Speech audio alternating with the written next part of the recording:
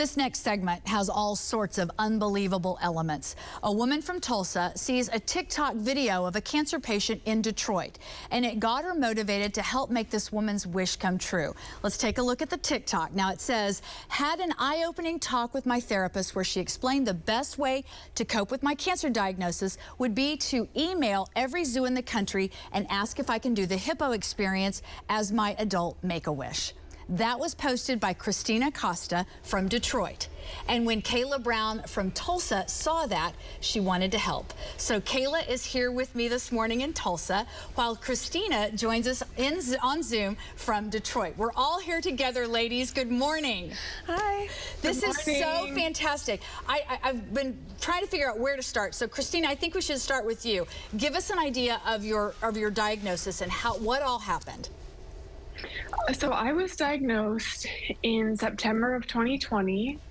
They found a very large brain tumor in my right temporal and frontal lobe, and I had surgery, went through treatment, and I finished treatment in February of this year. That whole circumstance, I mean, you were late 20s. We've got this video that's incredible when you see what the tumor looked like. This had to just rock your world. I mean, completely paralyzed, I bet. Oh, unbelievable. People always ask, you know, what did you feel like when you heard that? It's something you never think it's going to happen to you. It feels like a movie, really, when you see that image and you think, that's me. And you took to social media pretty early to talk about this journey? Yeah, I had a presence before with teachers. I was sharing teaching related things, and so that sort of shifted, or I shared my experience with that as well.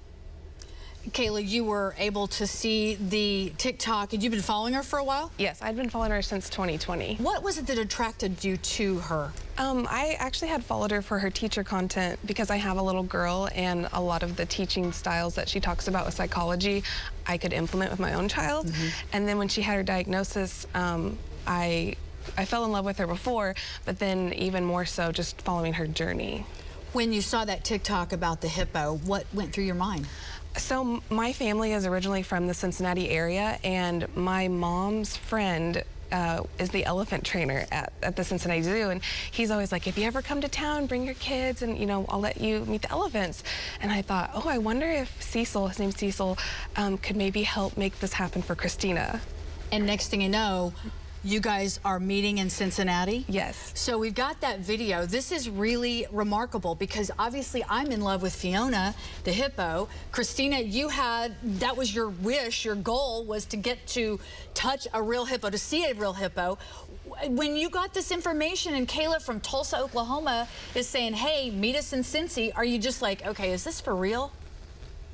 Yeah, I mean, even the comment was, like, is this real? You never know. But TikTok can make anything happen, so I didn't doubt it. And Kayla and I started talking. We talked on the phone, and it was always like, this might happen, it might not. I never expected anything, obviously. And so when it was actually planned, which was a couple months before, it was like, oh my gosh, this is happening. What was that experience like? Then the thing that was so weird is I had just seen Fiona maybe a few weeks before you did, and then this is so cool because Kayla's mom is like, you need to call Leanne and tell her about this, and Kayla's like, yeah, right, Mom. And what happens, Kayla? So I got off the plane, I picked up my daughter, and I promised that I would take her to Hobby Lobby to get jewels.